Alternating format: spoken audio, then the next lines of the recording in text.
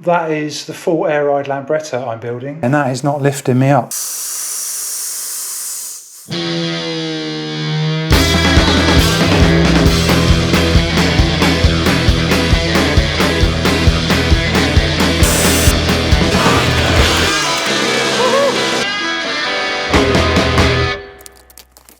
Pull this panel off to get the old airbag out. That's the airbag I was using, so let me just pull that out quickly. This is the one I've been using so far in my mock-up, and here's the new micro one. Now on paper, apparently this one collapses to about 65mm, and this one collapses to, I think, 50mm. It's pretty stiff, but yeah, I mean 50mm would be a push. This one airs up to 175mm, and this one airs up to 170mm, so it's hardly any difference. But what I'm hoping is, obviously this is going to take a lot less air to air up than this thing, so you know, my little air tank should handle this size much better. And apparently it's a much stiffer ride, but that suits the Slambretta. But I've no idea whether this is going to work, and I need to weld back in these airbag mounts if I can, and so you know, so I can make the back go up and down again.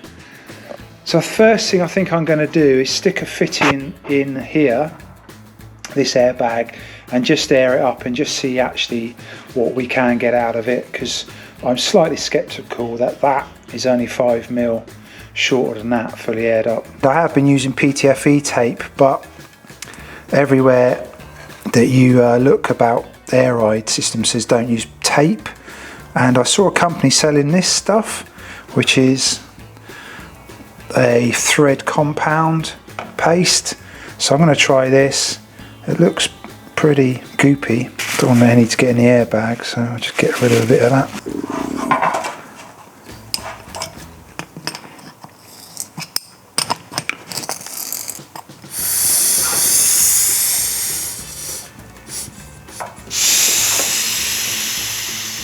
We've got both airbags now with a bit of hose and a Schrader valve, and I just push the Schrader valve open and then push the airbags down.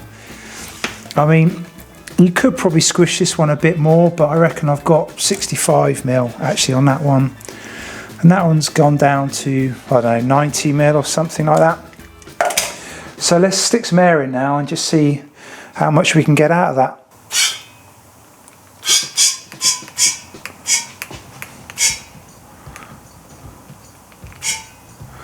Probably that's about as much as I want to push it. The new airbag.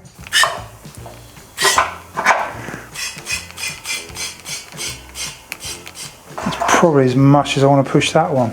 Well, I mean, that old airbag has actually gone up to about 190mm, and this new one has gone up to 145mm, so it's nearly 6 inches. I probably haven't pushed these things quite to their limits, either compressing them or airing them up, but it just gives me a rough idea of how much rise I'm going to get out of each airbag. And the big one is probably around 100mm 4-inch rise, which is comfortable, and the smaller one around about 80mm, so it's not miles difference, but I still really haven't quite got the confidence to know which one is going to work.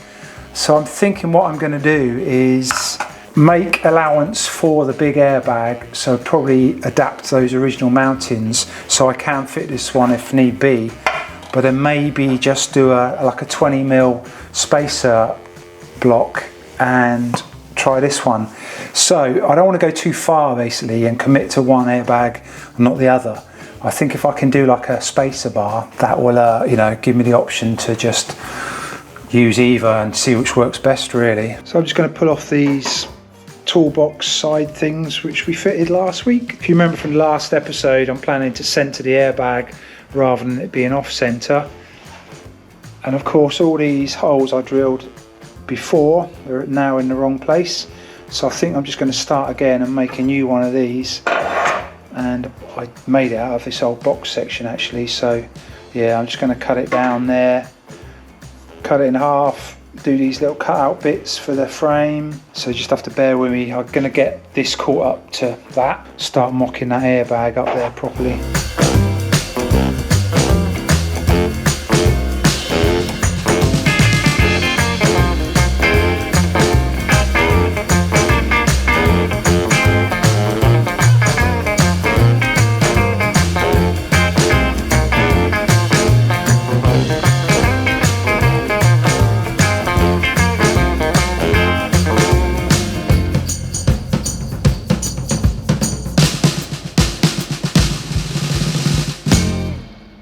The old bracket, and here's the new one, obviously with everything centered up.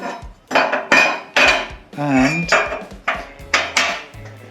the other big difference is these big cutouts here, and the reason for those is because they have to fit around these shock mounts, and those big cutouts will allow me to bolt shocks on and off as well, of course. Just got that top mount bracket thing held in with a bit of tape actually, threw the airbag in.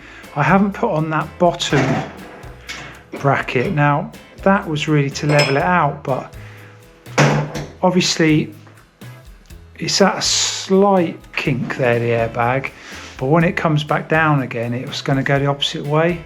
So I'm wondering whether we need that bottom mount. Anyway, that is aired up to probably just above ride height. So let's see when I air it down, what happens.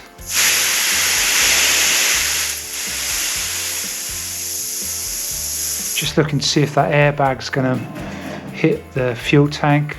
And yeah, I need to put some fixings on the bottom because it's slipping forward. All right, we'll try and air it back up again.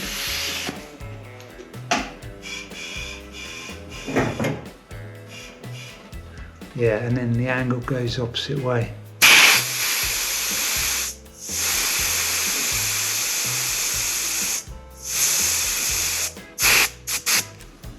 So you can see without this bottom bracket, that gives it a bit more space, and that's fully aired out. Quite a relaxed position for this airbag. Also got plenty of rise as well. So I'm thinking about maybe running it without the bottom bracket for that big airbag. But with this smaller airbag, I mean, that would be at maximum lift. So yeah, I definitely need to put a spacer, probably more than 20mm to be honest. Now I've just been sidetracked for a minute, and that's to do with the fork links that go on the front of the scooter. The story so far is that I did make some really rough versions which allowed me to, lift the scooter up and down. You can see that on previous episodes.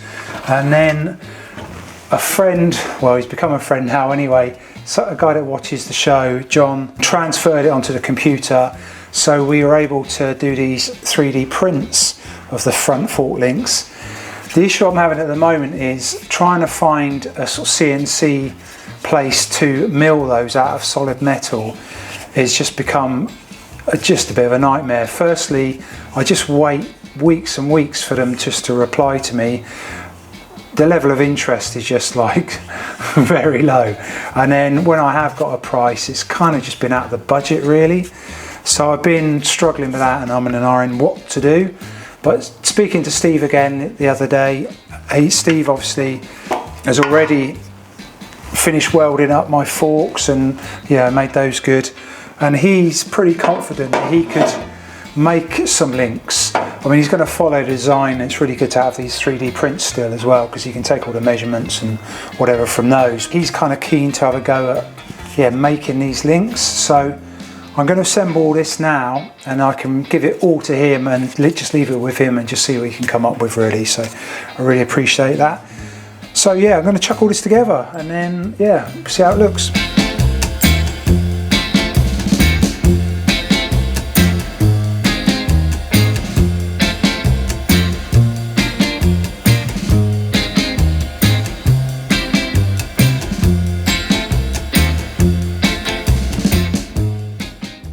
There's the forks and shocks, links, everything assembled.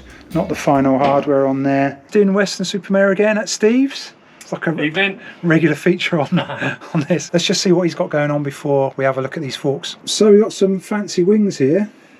Yeah, 1946 CJ Jeep, so it's a civilian Jeep. Yeah. Doing for a mate as a payback, shall we say, for work done. I think he knew what he was doing when he gave me these, but there you go. Completely rotted out, so we replaced quite a bit of tin in there, bit of sheet metal, beaten back into shape. Spot weld tomorrow, trial fit on the Jeep on probably Sunday, and then that's it, job done. Also got the other side, which again, same problems, double skins, water trap, 80 years old, you know. If I'm that good at 80 years old, I'll be quite happy. Cool. And what about scooters then? Have you got? Yeah, so it's a bit of juggle time at the moment. Still mucking around with 350LC. I sussed out what I need to do to join it together. Just got to get rid of a few little bits and give it a couple of weeks. This will be rolling chassis. Set the wheel square to the rest of it. It was, yeah, let's just say it was not running true when I got it, but now that's bang in the centre. So it should be fun. I've got months of work on this. There'll be a lot of one-off stuff. Brace swing arm, one-off pipes got to be made. The usual gubbins. It's not supposed to be there, but we'll make it fit. Super excited. And you've got it on this jig, haven't you? This is my sort of mock-up jig I made just to hold this, whilst the other one still had a bike in it. That one there is engine mount. Has to be cut off, re-welded in square, because it was, I don't know, drunk from the factory, but it looks like it's been re-welded at some point. Here are the Slambretta forks, and I've just thrown it all together just so you can see what's going on a bit. And there is a bit of an issue. When I tried to air these up yesterday, what I noticed is, obviously when that goes up, it slightly goes in an arc down that way, and the shock is now just hitting the forks there, if you see what I mean. Yeah. So it just gets to a point where it can't go anymore. So there's two options. Either that mount needs to come out a bit, but I think actually this tab here needs to come forward a bit. Yeah. It's probably the easiest way to do it. So there's a little issue there. I have given you some airlines here with a Schrader valve, so you can test it at some point like that. Yeah, no worries. Just be careful, it's already happened. These get kinked, so you just need to snip those off and redo them if you need to.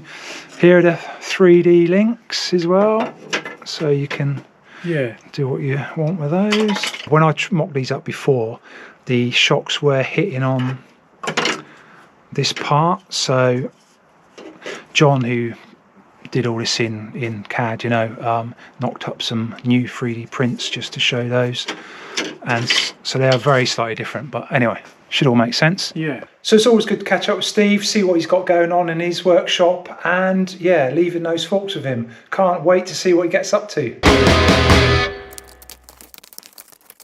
I didn't film this, but after making the new top mount for the airbag, I decided it should be completely bolting. Now the reason for that is it was just impossible to get to these two top bolts here once this was all welded in.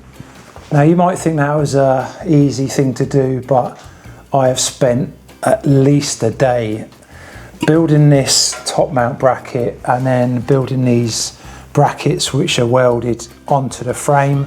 I didn't film it just because it's kind of almost doing what I've already done, if you see what I mean. It doesn't look a lot different, but actually it was a lot of work and I messed up. So I welded these brackets into the frame here, and then if you see there's two holes here, well, of course, I had bolts on these holes, and once it was all welded into position, I realised I couldn't get the bolts out.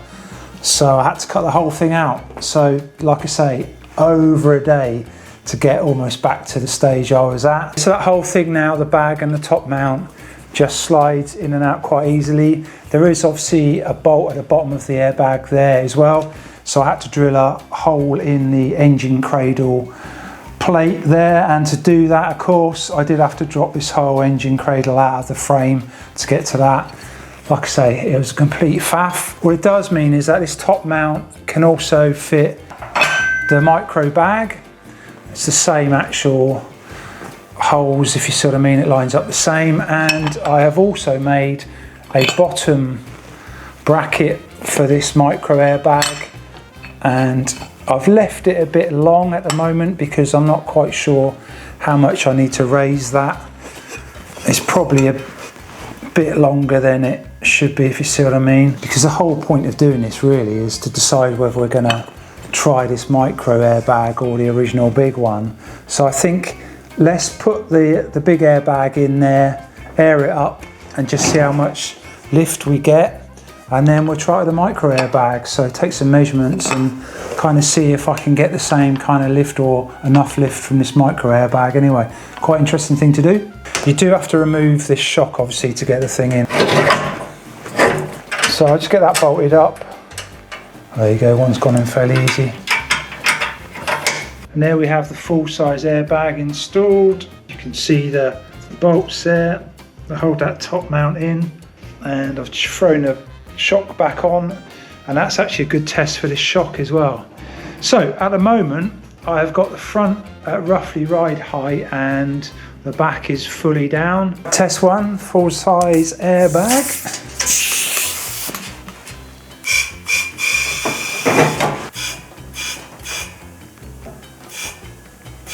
Way over the top. That's about the limit.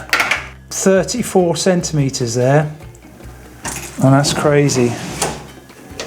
So this at the moment is about 20 at the front, but I would never want to raise it that far. I think that airbag would go even more. The limit of those shocks, let's just get that measurement as well. I've got about 21 centimeters eye to eye on those shocks. That was a success. So now we've tested that full-size airbag, let's pull that back out again and put the micro airbag in, see what happens there.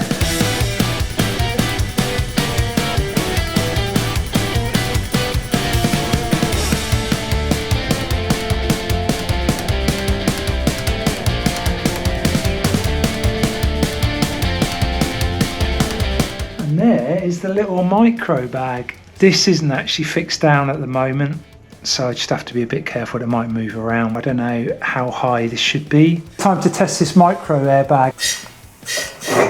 Woo! And that is probably about ride height. That's looking good. Now, is that a bit of a weird angle? Let's just go up a bit more.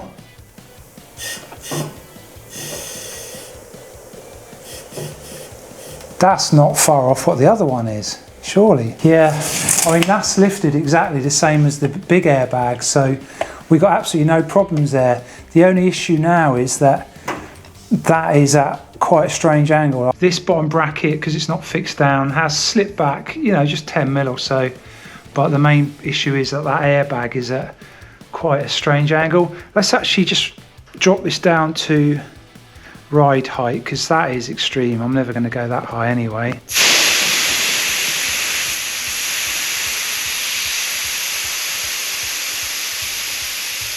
And yeah, and it still is at a bit of a weird angle.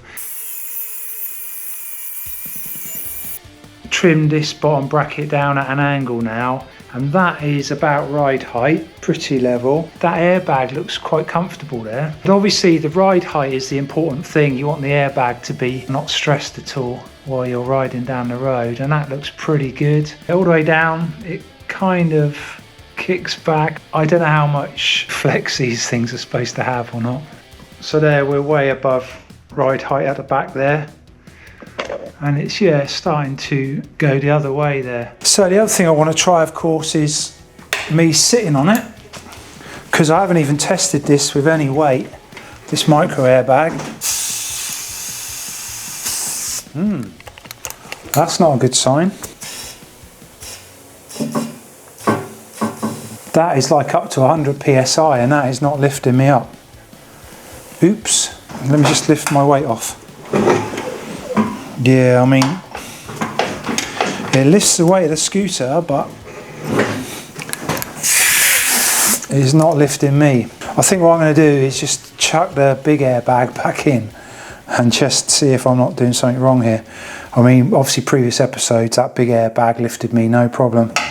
Big airbag is back in. Let's see what happens. Oh yeah. I mean, that's fine. It's quite bouncy, if I'm honest. I'm not sure these shocks are doing, well, they are helping a bit, but not as good as I thought. I mean, it might just be a really nice ride down the road. I could ride in a big old Cadillac or something. That is a decision made. We are sticking with this big airbag. Didn't spend too much time on that micro airbag, to be honest. The beauty of the big airbag is they're about £32 to buy. They're super common, whereas that micro airbag was around £100. It's a shame I can't use it, but if I have to replace an airbag, I'd rather spend £32 on an airbag than have to replace them at £100 a time. Going down.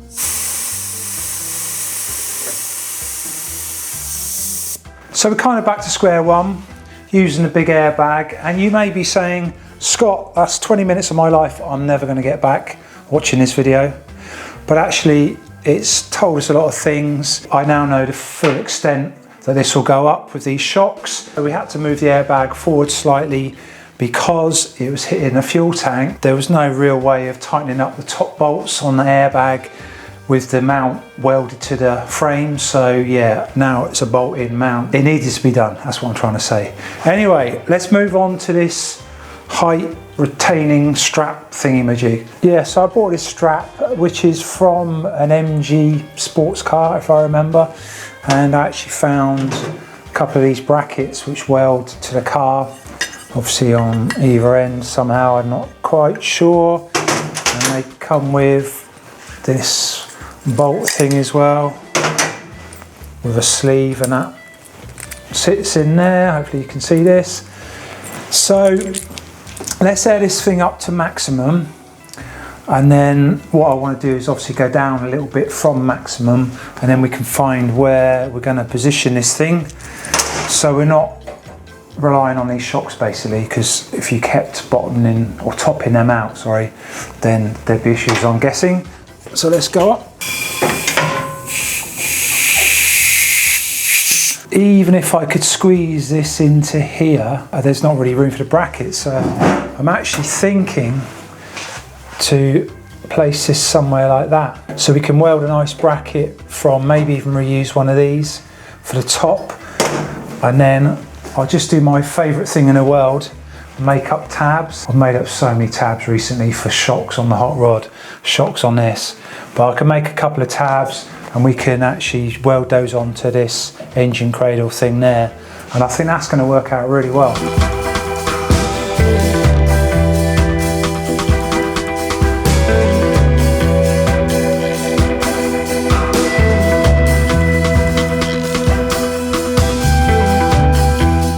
I actually chopped down one of those brackets I brought, and then I made these couple of tabs.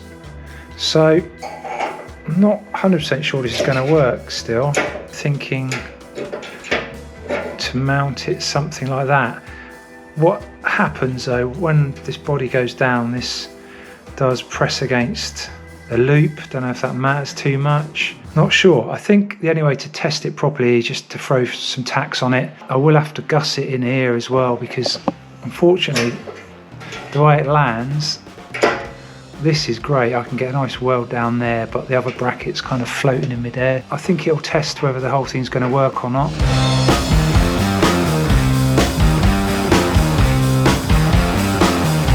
This is what happens, and then it stops it there, and then comes back down again. It does push on this loop, but I'm not sure that's an issue, and I could put, you know, like a rubber pad or something on the loop if it becomes an issue. So what I think I might do is just put a few more tacks on. If that airbag puts a lot of pressure on that, yeah, I'm not sure I've got enough strength on this. Yeah, and then we'll give it a test. Before we test that restraint strap on the Slambretta, any keen-eyed viewers of the channel would have noticed in the background the Barnfind 150 Special Slambretta, which we recommissioned some time ago, and that's been in the garage here for, well, probably a year or so, and that was because Justin, the owner of the Slambretta, was trying to move house, and he has finally moved house, which also has a garage, and he's collected the Slambretta. So I did nip over there at the weekend because he had a bit of a barbecue going on. And so here's a little bit of footage of both Justin and his Slambretta enjoying the new house. Love it. It's on choke, isn't it? Stall it. You don't like it too much? It's a bit smoky. Oh, it's beautiful. That smells great. It just needs a good run. Let's test this restraint strap then and see what's happening. And I'm interested to see if it'll go back into its sort of position.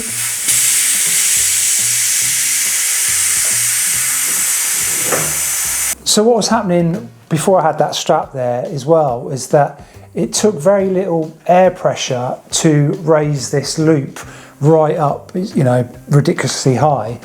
But when I then sat on it, it went all the way back down again. So the idea of the strap as well is that I can actually put a decent amount of air pressure into the bag. This strap will keep it from going up too high, air pressure will rise. So when I sit on it, it then doesn't go right down to the ground again. I hope that all makes sense. I do want to test that, so I want to, you know, build up to 80 or 100 PSI. Hopefully the strap won't break, and then sit on it and see if that, you know, has the desired effect really. So let's test that out. So that we've got about 35 PSI there, and that's lifted it up at 35 PSI, but see, I can just push that down with very little effort. So what I need to do is be able to build that up. Let's see what we can get. And now I've got 70, let's go a bit more. This gauge is a bit temperamental. Right, I'm up to about 80 there. So now hopefully I can get on it and it won't go all the way down. Yeah, there you go. That's perfect. Obviously it needs to give a little bit so you've got some suspension. But that is really good. Oh, I'm pretty happy with that. Obviously these straps, they should be capable of taking a fair bit of tension. And once they're all fully welded, these brackets, you know, it shouldn't be any problem. But that is doing what I wanted it to do. And obviously this thing looks way cooler when it's slammed right down. So let's give it a test from this position and see what happens. Yeah, and just keep your eye on that restraint strap and those new shocks. I think they all seem to be working fine. Hey.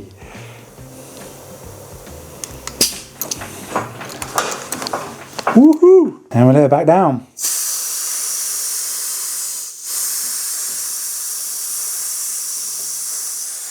And that is unfortunately all I've got time for this week. It feels like we're doing a couple of steps forward and one step back at the moment.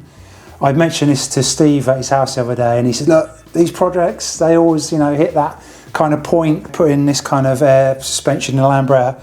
It's going to take a few trial and errors. Unfortunately, that micro airbag didn't work out for me. But actually, I'm pretty pleased that this airbag is doing the job now with these shocks. I'm not 100% convinced these shocks are quite up to it either. It'll be good enough to get the thing on the road, I think, anyway. Can't wait to get that front suspension back from Steve as well. Hopefully that might be in time for the next episode. We'll see. There's plenty more I can crack on with, actually, to be honest. But I do want to thank you all for watching. If you haven't already, please do hit that subscribe button. It doesn't cost anything. Just lets you know when the next video is ready. And yeah, hit the like if you've enjoyed the video. And please leave us a comment. I do try and reply to as many as I can. And you can find us on Facebook and Instagram. And we have merchandise for sale. So yeah, thank you again and see you on the next one. Cheers.